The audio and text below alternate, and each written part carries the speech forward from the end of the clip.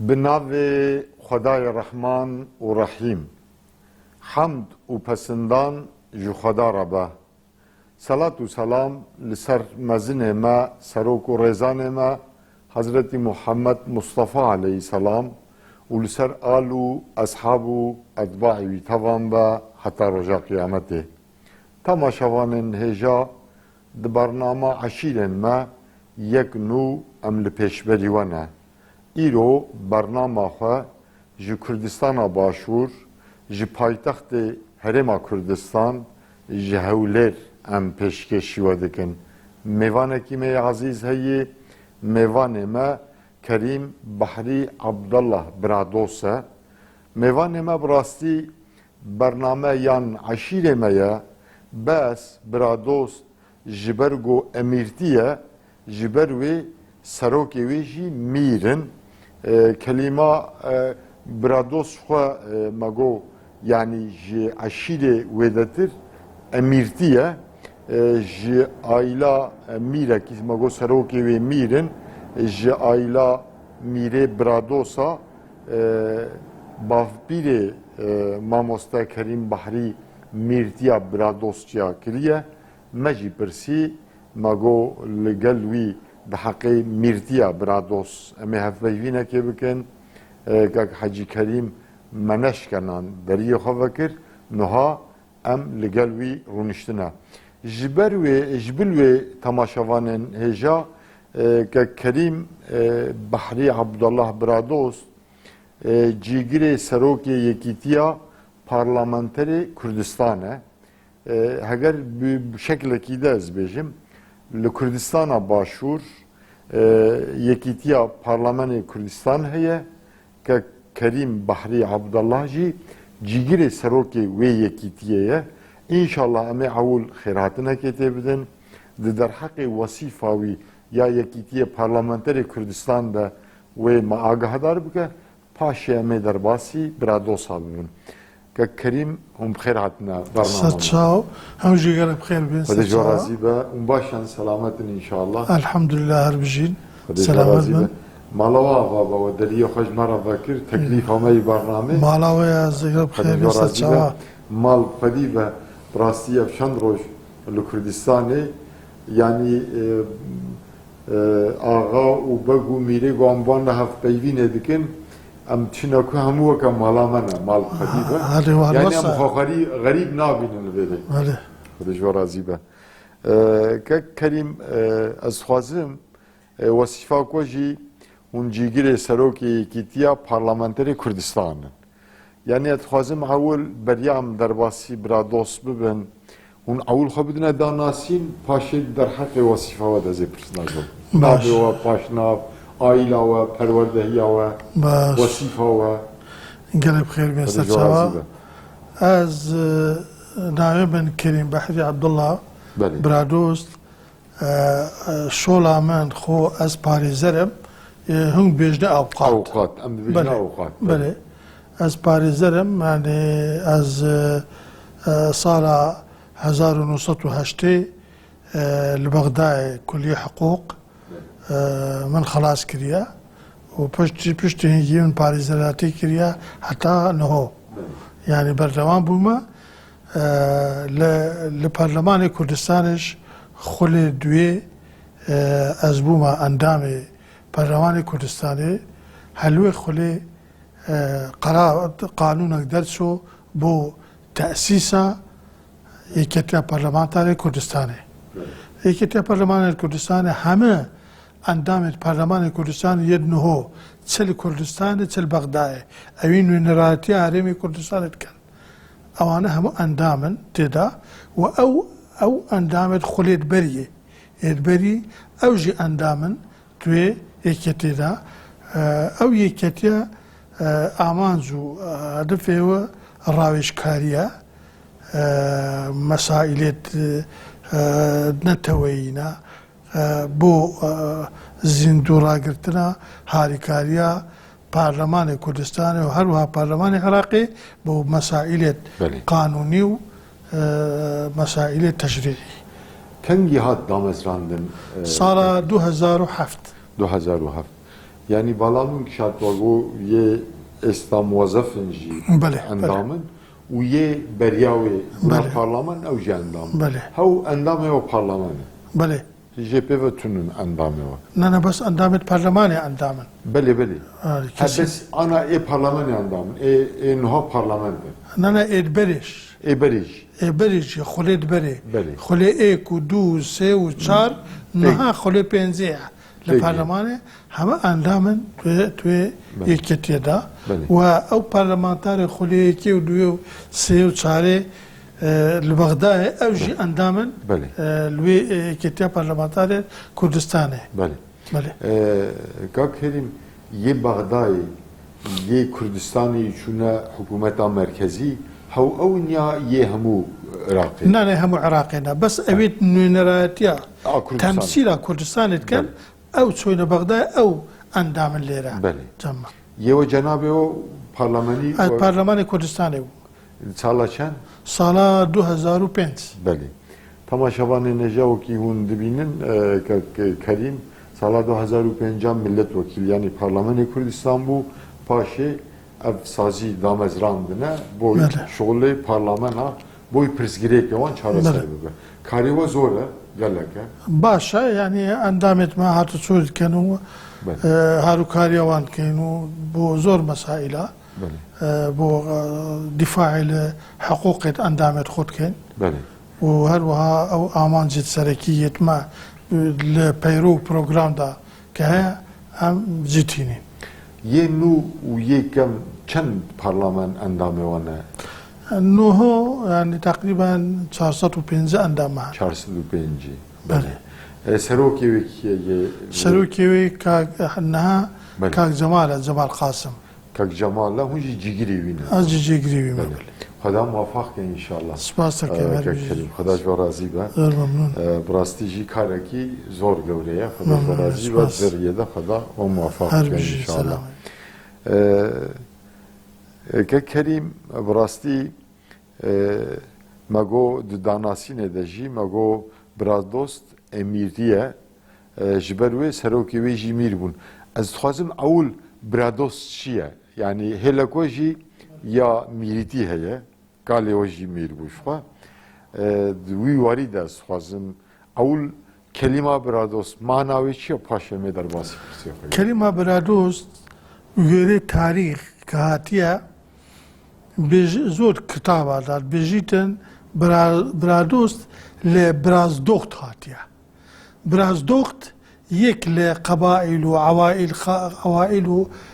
قبائل السردم ساسانيا كملك وبارشايت ساسانيا لو قبيلة بوينا يعني عندك بيجن برازدوخت بويتا برادوست عندك الكتابات بيجن بس نيرينا من برادوست لدو كلمة بيكاتيا كلمة برا ودوست برادوست خوجي بيكاتا برادوستا لبران بيكاتيا لبران بغزادت يعني او تيرك هنا بغزادت برادوستا هم برانا يك يعني خوينوان يكا ليك وهات بغزادت برادوستا او ميراتي وحكمرانيه لبرادوستات كان لمنطقه ولا برادوستا او زي كلينا و او تيري ديكا نوكا مثلا برادوستا تيري هنا او انا وكو برا وكو دوست تلقوا برانا خوليك دان او عشيرة بابن او امارة تشيكر رو بيكينان ميركش لبغزادة برادوستا سرپرشتي وات كتر Belê. او بوختي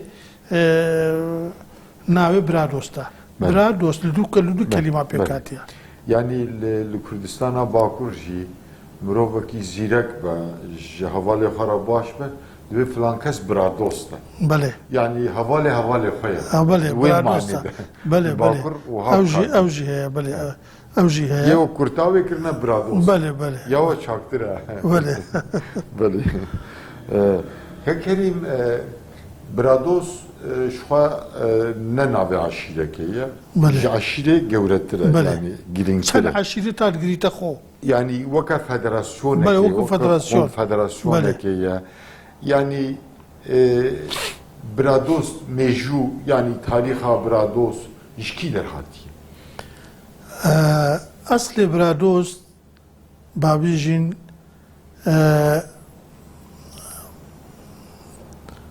دەوڵەتە کە وەختی خۆ لە ساڵا 300 هجری ینی 1200 میلادی بووە تقریبان دەوڵەتێک چێبوو یان ئیمارەتێک چێبوو بناوێ دەوڵەتە حەسنەویە لە تاریخی ئەگە بچێ بخینەوە سەردەمێ بۆیهیە بێژنێ پشتی عەباسیە ئەوە چێبوون ئەو ئیمارەتێ حەسنەویە چێبوون حەسنەویە کوڕی حوسێن کورد بوو حەسەنوای کوڕێ حوسێن کورد بووە ئەوە لە عەشیرەتە بەزەرگان بووە بەزەرگان طبیعی ئەسڵ و جێوان لە کوردستانە بابم ئیرانێ لای کەرماشانێ لێرێ جێوان بووە مەسکەرێوا بووە پشتی هینگی هاتینە ئیمارەتی خۆچێکردنە و حکم لێ حتا ئەترافی بەغدایە و هەولێرێ و مووسڵێ و لای ئازربایجانە ئیرانێ و ینی حتا لای شەمزینە و ئەوانەش ینی برادۆست تەوەسوع کردیە ینی حکمڕانێ نەک برادۆست عەفوو ینی حەسنەویە بێژنێ بەعەرەبی حەسنەویە حکمڕانیە وێ منتیقێ هەموو کردیە پشتی هینگی خانزایەکی گەورێت حەسنەویە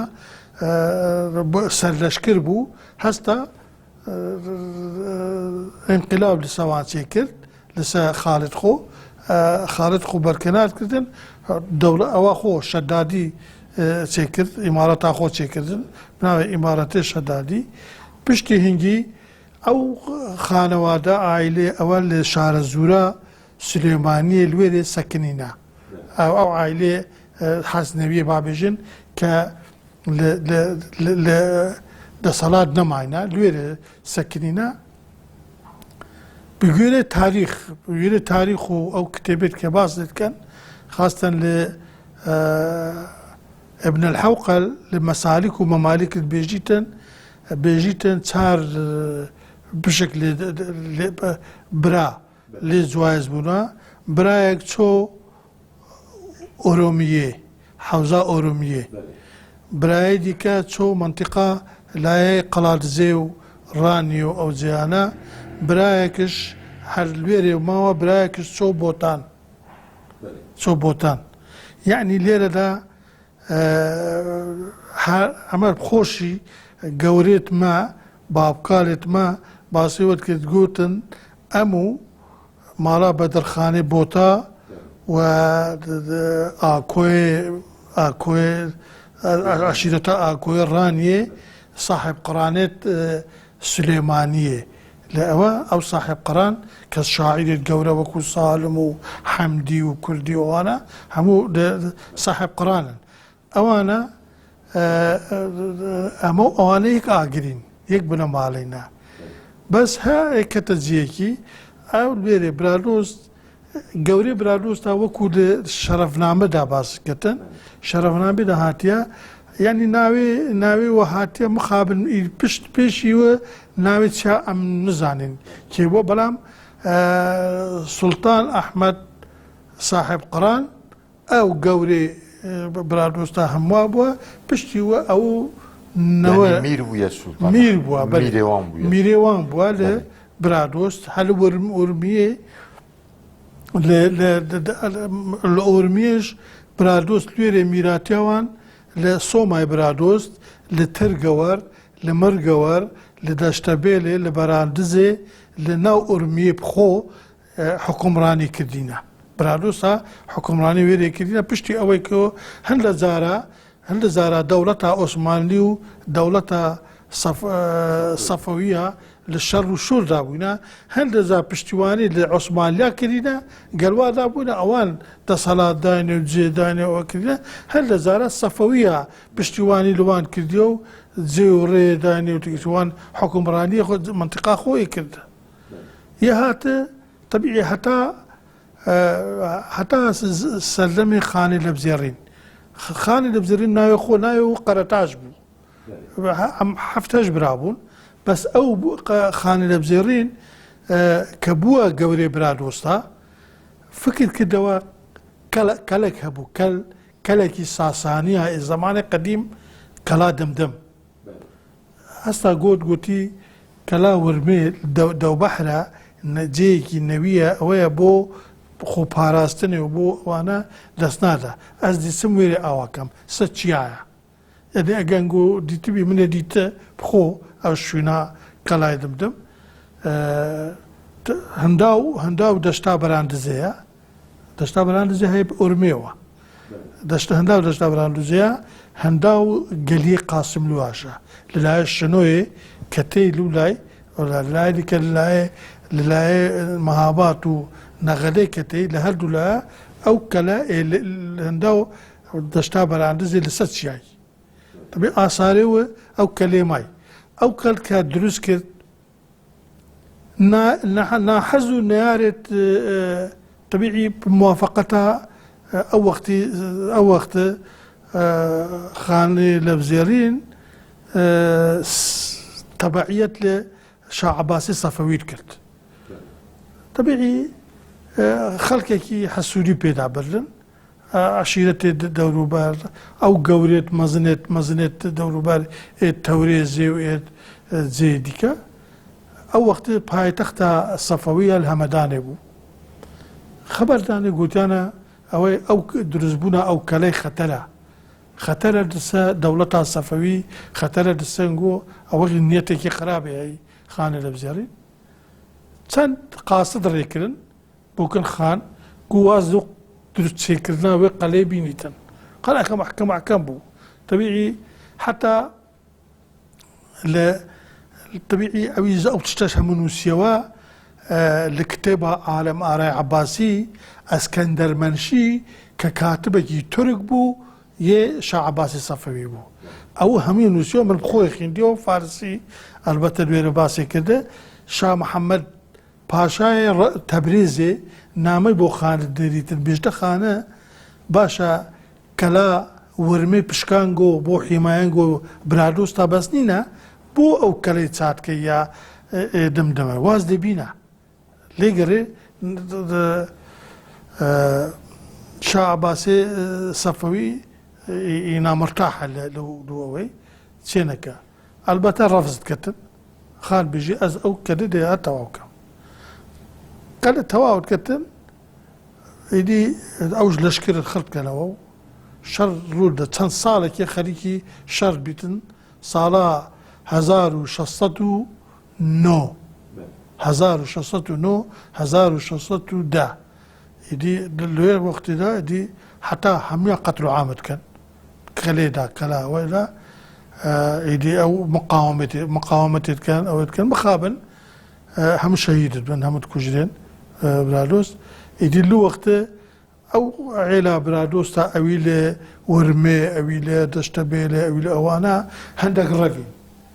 ڕەوین چۆنە ئازەربایجان نۆکەش هەندێک برادۆست هەر ئازەربایجانە شیمالیێ کە دەوڵەتە نوکە لێرێ هەندەکەنە لە ئازەربایجان برادۆست هەنە هەندێکش بۆ لایە تورکا چۆن لە گەوەڕێ نوکە هەشتۆدە گوندی برادۆستە هەنە برادۆستە ئەوی دیکە ئەوی گرتن ئەوی زۆر هاتن دەگرتن بردە خوراسانە نەفیکردن نوکە ئەو کوردێ لە خوراسانێنە نزیکەی 2 میلیۆن 3 میلیۆن کورد خوراسانێنە بشێکی زۆر لەو برادۆستانە ئەوی نەفیکرانە بوو طبیعی برادۆستە ئەمەد بێژی ئەوێت لێرە ئەوە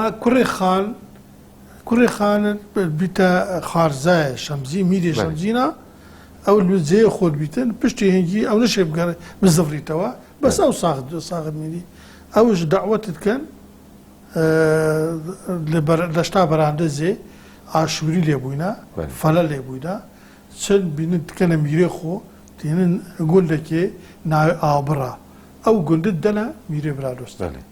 ئیدی لێرێت بیت و پشتی هەنگی چەند ئەولاد ژێت بن لوان مەسەرەن کوڕێکی وە شێخ دەرچۆ شێخ جەهانگیرێ ئابڕا مەشهورە شێخ جەهانگیر شێخێکی مەشهورە ئەو باکوور یا نە ئێوێرێ شێخ جەهانگیر باپیرە گەورەی مەیە بەێ ئەو چیتە بەغدایە لە ئەوێ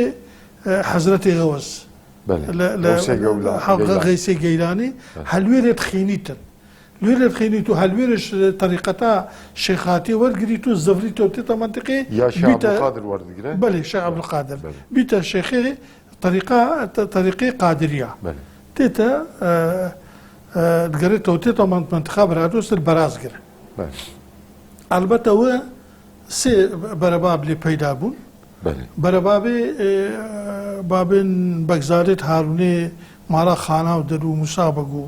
ئەوانە خەوش خزمێت منە ئەو بەرەباب لێ چێت بن لە بەرێدیکەی ڕووبارە بەرەبابێ وسوبەک بەرەبابێ ماڵا شێخ ڕەشیدێ لۆڵانێ و بەرەبابێ ماڵا مەحموود بەریێ خەلیفە و خزمێتوان بەرەبابێ وسوبەکت بێژنێ ئەو ژیل بەگزارێت سارراوێت بێژنەوانە ئەوش کەلا سارراوێت بار کەلەکی دیکەش لە بێنارێت چێکردن هەبوو بۆ نەویێ بابێن نەویێ شێخ زانگیر ئەوژی شاه محەممەد بەک بوو شاه محەممەد بەک با پیرە گەورەی مەیە ئەم بەرەبابێ وە شاه محەممەد بێت ینی هەم شێخ بوون هەم میر بوون بەێ ئەو دەرگاه بەردەوام بکە کەریم یا قادری دەرگاه بەردەوامە ناڵعەشنا قادری تەبیعی قادری ئەوانە پشتی هەنگی ئیدی شێخاتی هودی هوردە ناو ئەوە نەبوو بەس برادۆست خۆ زۆر متعلق بوون پدینە زۆر متعلق بدینە هەل بە هەندێش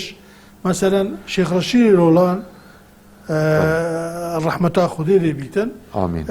ینی کوڕەمیر بوو ینی کوڕەمیر و ئەو بوو بەس واز میراتی و لە هەموو شتە هینا چۆ دەستدا بەرمارێ و بۆ طریقە وەرگرت و بووە ئەو بەس ئەو نەبووە قادری ئەو بووە نەقشبەندی چۆ سە دەستێ ئەوە ماڵا نەهریە بەڵێ لەسەر دەستێوان طریقە وەرگرت پشتی ئەوان گوتێ هەلا تەکمیلا طریقەی خۆل شێخ کەمالێ پسمامێ مە بکە لێ زینوێ لای حازومەرە سەر دەستی شێخ کەمالە بیتە شێخێ ئەوە دەتێ ئیزنت دەتێ بیتە شێخێ طریقەتێ تێتەوە منطقا برادۆستا یعنی ببۆرە بۆی طریقەتێ بۆی دین تەرکان میرتیە کرد بوو شێخ بەێ بۆ شێخ پسمامێوە پسمامێ شێخ ڕەشید محمود وەگێ خەلیفەی باب مامێوە خەلیفە عەبدولسەمەد طبیعی ئەو هەرسە طریقە قادریا بوو ئەو هەرسە طریقە قادریا بوو بەس کوڕێوە محمود بەک ڕەحمەتا خودێ لێ بن هەمیە محمود بەگەش ئەو بووە میرێ برادۆستا بدایەتی قڕنێ بیست ئەو بووە میرێ برادۆستا و منطقە ئەو کرد و دوایە بووە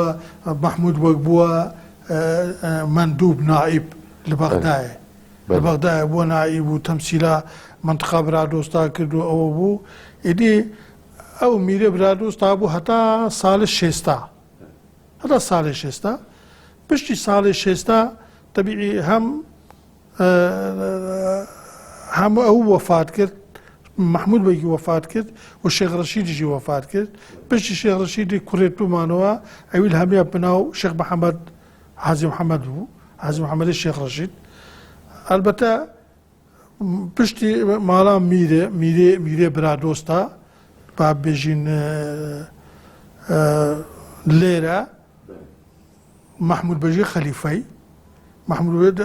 بەژێ ئەمری خودای کرد ساڵا 65 بوو 6 ئەوانە بوو پشتی وە ئیدی هەرهەنگی هەدگە محمود بەگی کوڕێکی وە زۆر زیرەک و بەتوانا و مەشهور بوو لەناو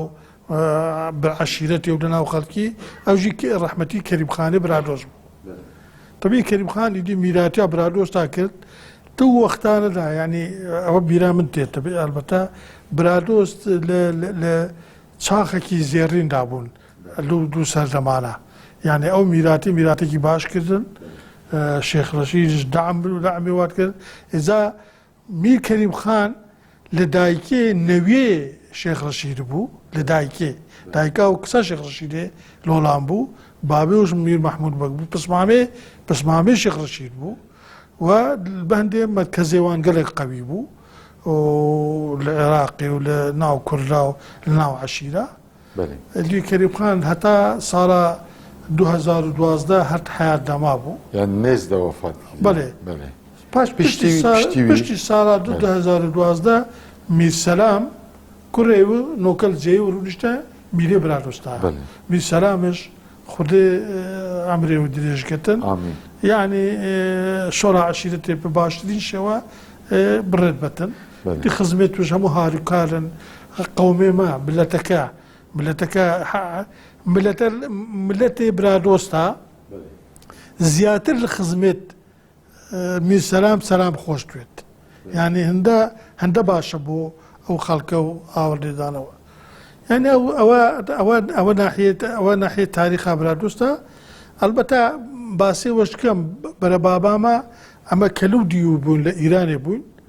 بەرە بابامە شێخ محەممەد پشتێنگی چەند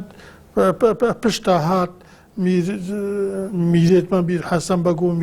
میر سوڵتان و میر سوڵتان ئەحمەد و ئەوانە پشتێنگی عینە شێخ زانگیر پنایە باپیری خۆ کردبووە بەس شێخ نەبوو کوڕێک سێ کوڕ هەبوون کوڕێکی و ناوی مەحموود بەگ بوو یەک ناوی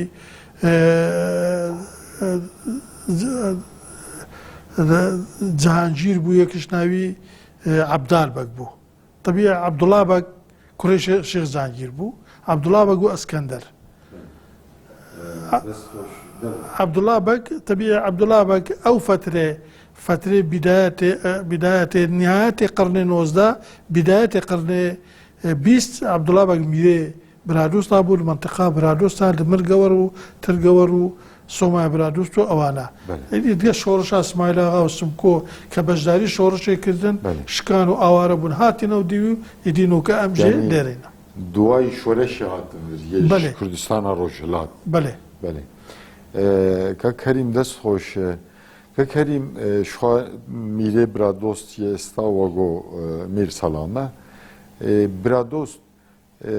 چەند عەشیر دبنگە هەواندەیە ینی بنەماڵێوان گەرچیوە ناوێ هێناکاگۆ مەسەلایەکی نزان یەکی وان ناس نەکە بێژە برادۆست ji kê müteşekkilin? Brادۆست تیرەیە لێرە بابێژین باشوور لە باشوور برادۆست تیرێ بەگزادە بەڵێ تیرێ بەگزادە بەرە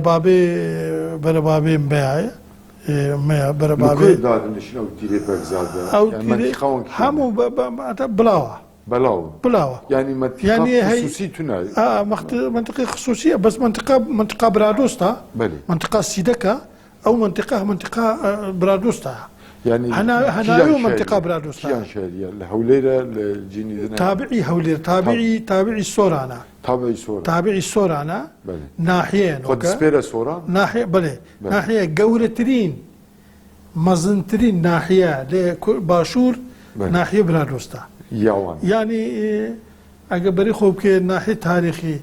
تخوبکی ما شمزینه تخوبکی ما شیروان و دولمری بارزانه باکور yani شمزینه باکور بله شمزینه باکور تخوبکی و شنو مرگواره يعني لا كردستان روشهلات بله حيوي ريجيتشا بله لولا اشتيتو حتى تيتا تشاي هالقرد منطقة بالكايتي تشاي هالقرد وحصاروستي حد فاصلة بين برادوستا وبين بالكايتي إدي ليلة تيتا حتى تيا سوران أو هم برادوستا یعنی برادۆست زۆر فراوانە بەس ئەلبەتە پشتی تەرحیل و هینان و بردن نوکە زۆر لە برادۆستە نوکە زۆر لە سۆران ڕوونیشن دیانە قسمێکی زۆرش لێرە لە تۆپزاوێنە قسمێک لە خەباتن قسمێک لە تا هەولێریژیدا خەڵکێکی وەکیمە خەڵکەکی زەحفە خەڵک هەیە برادۆستن دی برادۆست هۆتۆ بڵاو بووینە داو کەریم مرکز ئەوان کویە شۆگۆ سۆرانە مرکز گەرشی مرکز سیدەکانە سیدەکان بەڵێ سیدەکە بەڵام ماڵە سنتەرەوان ئەو سنتەرە سیدەکان ناحیەیە مرکزە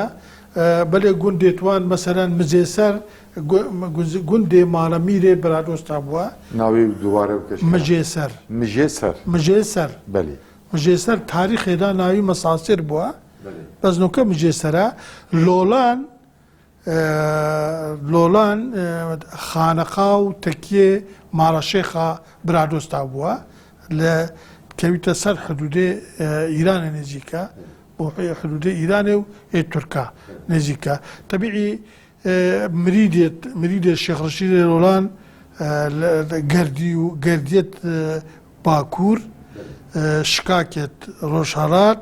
هەروەها هەرکی زۆر گەل برادۆستا هەمووە تەباعیەت لە شێخ ڕەشیدێ لۆلانت کرد بەێ گوندێوانی گەورە ژغەیرە ئەو یێوە گوکییانن یێ برادۆستا گوندێوانی گەورە کوردستانە باش گوندی گەورە زۆرن مەسەران بۆڵێ گوندێکی گەورەیە بەرمیزە گوندێکی گەورەیە نوکە حالیان ئەوە گوندێر بۆشن زەحمەن نزاری گوندێکی گەورەیە ینی گوندی گەورە هەنە بەڵام خۆ منتقا برادۆستا نزیکەی 250 گوندا شخوا منێ پرس بکرا ینی تەواتی چەند گوندن 250 گوند هەیە لەو 250 گوندەی تقریبان نزیکەی 100 گوند ئاوادان نەبوویتەوە پشتی شەڕ و شوور و ئەوانە لێودا ئاوادان نەبوویتەوە نۆکەژی جێ شەڕ و شوورایە ئاوادان نەبوویتەوە وانژیش وێ راپەرینێ زەرار دیتن منتیقا وانژیش ئەو راپەرینێ یێ بۆری مەسەلا هەفتەی شێستی هەفتەیی دێ نۆدویەکێ منتیقا برادۆستا منتقا برادۆستا ینی ڤالابوون گوندێ منتقا برادۆستا وەکی بیوتێ بیرا من تازی ئەزی کەس گەزە پێشی بش دائیمەن شەڕ و شۆڕ منتقا برادۆستا بە لەبەر ئەوەی لە سێگۆشەکی سنووری وە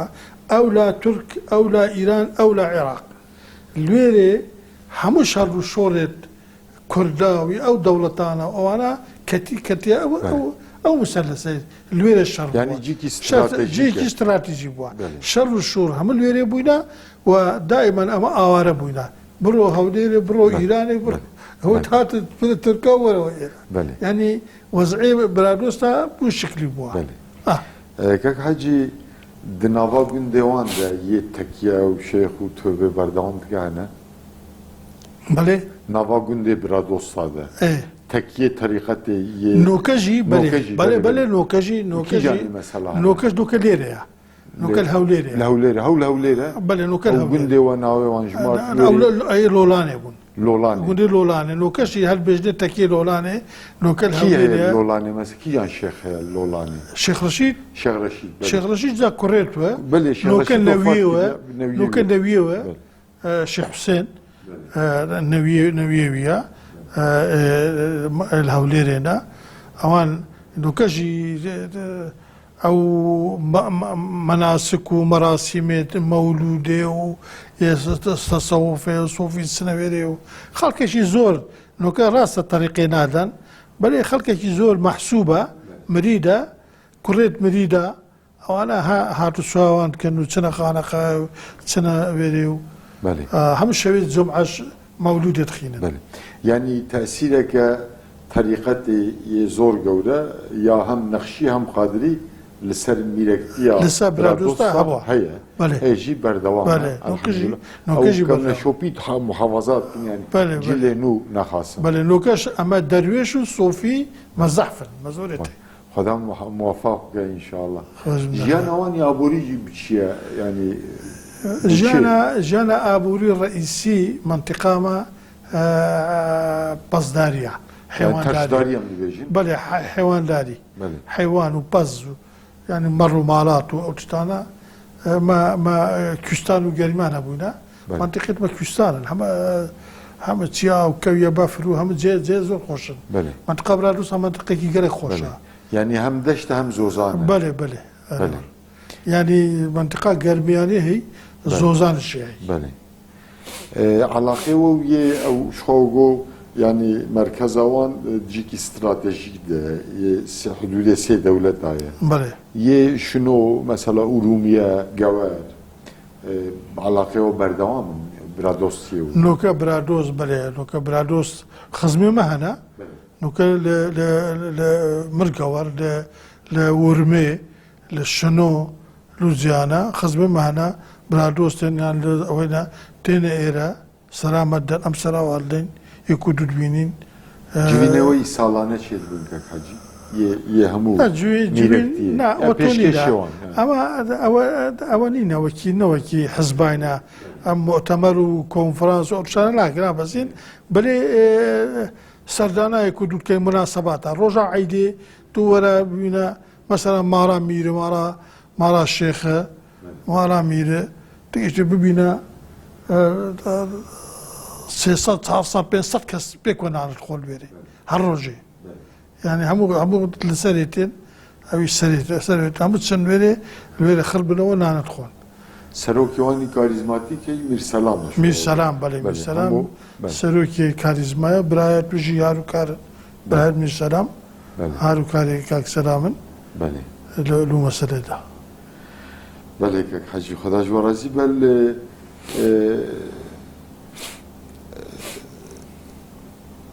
برسك من ديجي كاك حاجي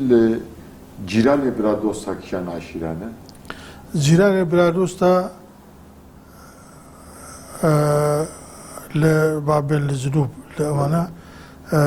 جيران برادوستا شيروانينا دولومرينا ناودشتن زاد بالكن منطقة بالكا أو همون ناو باشور لدروي باشور طبيعي لدروي باشور لسات خوبة طبيعي لأنه كان مرقوار هاركي لنا شنوي زرزا معماش أو أنا زرزا ومعماش بونا بابين لباكور تخوبي عشيرة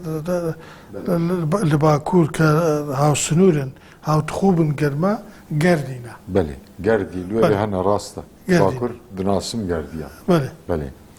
كاك حاجي شخوا شيخ قالك دركتنا جناب شيخ رشيد وشيخ جهانگير وشيخ محمد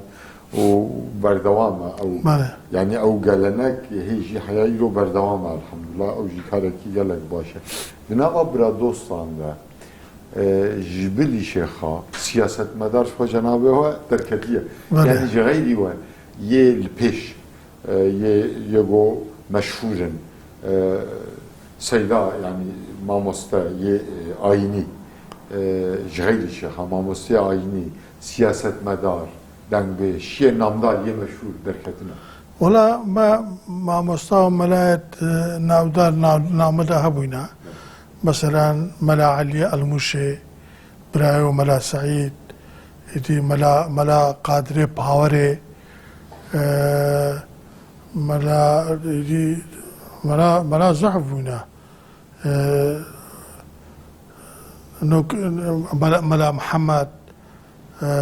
يلولاني يعني مجموعة ملاك باش نامدا حركتنا برحمة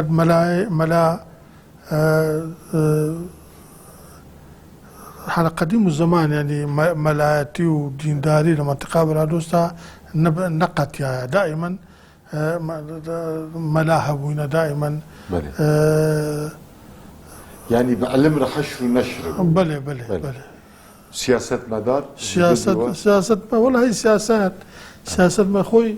جيان همو سياسته سياسة جيان سياسته ميريد برادوستا كميراتي كرنا سياسات كرنا بله يعني اوان دائما يعني خجنا باراستنا چونكي پیوسته گو سیاست پیوست با سیاست بکر بو اوی بتونن امور خلقی خوب بره بان مثلا محمود بيجي خليفه میره برادوز بو و سیاسیش بو نوێنەری پەرلەمانێ بوو یعنی نماینده وەکی ملت وەکیلی بوو لە بەغداد زمانی مەلیک فەیسەڵ و ئەوانە مثلا پشتی هەنگی کەریم خان زمانی سەدام و ئەوانە میرێ برادۆز بوو بەس ملت وەکیلی بوو لە بەغداد مثلا پشتی ئەوە خولەیەکە میر فەیساڵ لێرە لە پەرلەمانە کوردستانی ملت وەکیلی بووە میر سەلام ملت وەکیلی بووە لە پشتی میر سەلام ئەز و شێخ حوسێن شێخ نەویە شێخ ڕەشید ئەم هەردوو ملت وەکیلی بوون لە کوردستانێ لێرە يعني قال لك سياسة مدار نوكاش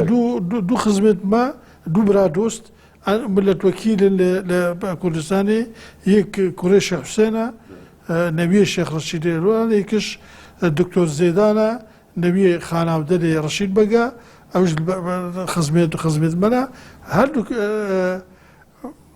السياسة تاعنا خداع موفق ان شاء الله اكيد بله كك حجي برسامني باشيا دما مهندك مايا بله يجبلي برادوستا يعني ملكتي وان الكردستاني ملكتي هي جبلي اذا تشتق من بالبيركت تشتق من البيركت طبيعي برادوستا بيشمرقا هبونا سياسة مدار هبونا ناودارترین ئەوێت کە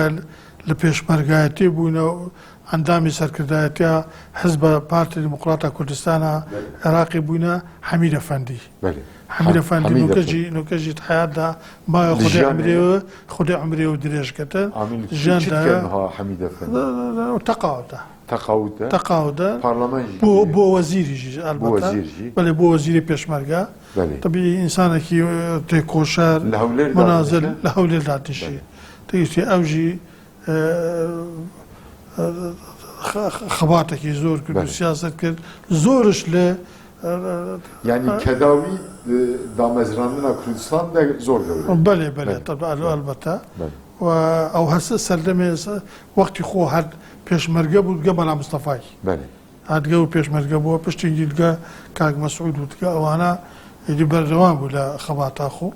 امروجك تكليف لكم بوي برنامج والدليل خبك ان شاء الله ان شاء الله او تجربه بوي جلينو وباش زور باش بطن ان شاء الله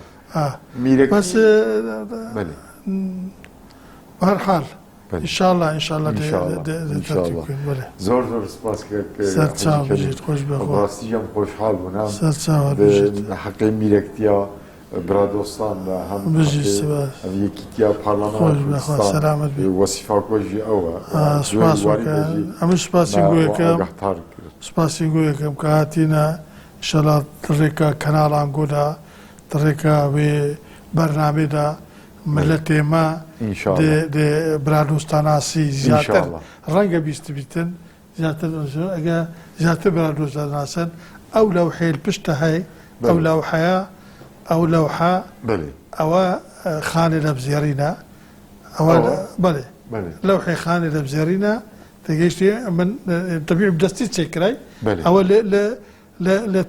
تركيا تشكراي بكلينا او لوحه تركيا تشكراي يا خانه بله يا خانه لبزيرينا بله باقي لغوري ما بله خانه لبزيرينا بلاروس بله او هوا او نبي دستكي وزيره شيء دستي ديك خانه لبزيرين دسته وزير بوا بله ان شاء الله ككاميرامان كلي جلدو ويقولن اوجي او بكن اما تخوازه تعريف ك حجي بوي تماشاوان جي بله ولو حاضر وقوة طبيعي أو لوحة خانة لبزيرينا لقلا دمدم كاتي خويك شر دقا صفوية شر دابوا أو كلا دمدمة أو سير البنان أو كلا دمدمة أو لوحة شتي كذا خوش خانة لبزيرينا أو دستوية أبي زير دستي زير شيء دستي تبي قلت دستي راسي أويا أو شحمو زلامو أو خانة البته أو تابلويا أو لباكوري هاتي تشكل الويري بومن عكسي وقت بومن نادم يعني نوع شكل باكور هاتي تشكل تصويري هاتي من جيبو خو أويش من لو حكي مازن من المالي داي أو جي من هنا من دير أو في ساخو داراي خدا رحمه خال تبارك سلام بين هر بجد سلام كريم پیشنیاری کوی پاشی هبه می برنامه خوب قدیم بوی میرکتیا برادوستا بوی عشیرت بنگاوان طبيعي أو كرتاسيبو أو أبي تازم باسه برادوستو أنا كرتاسيبو تفاصيل نوكا ما تشتكي بدستها إن شاء الله بنوسين وكو كتاب درسيتن جناب ولا أزو هندك خزمة وأنا خريكين باشا إن شاء الله ميجي جي استفادة إن شاء الله فرتوكا عشيرة يومي ركتيش إن شاء الله إن شاء الله çünkü peşi aşırı. İnşallah. İnşallah meşi neyse istifade. İnşallah. İnşallah. Zor سپاس ساو ساو راضی به آمدش کنم خیلی خوش مزور خوشحال مورو همین خوشحال هر بجین خوش گرب خیر بین ساو تماشاوانın هجا لکردستان باشور پایتخت و کردستان به کریم را درباره میرکتیا برا دوستا نه هف پیوین کر جوری امجی تماشا امجی سلاو خو حرمت خو پیشکشی همو برا دوست و عشیرت بنگه هوان دام پیشکشی همو یان بکن براستی برنامه خوش بو هرگبار بو صحبتا که کریم دست مجنت بو بس نماش بو مهاتو وقتاندن بداوی بو هر شاد و بختوار بن السلام علیکم و رحمت الله و برکاته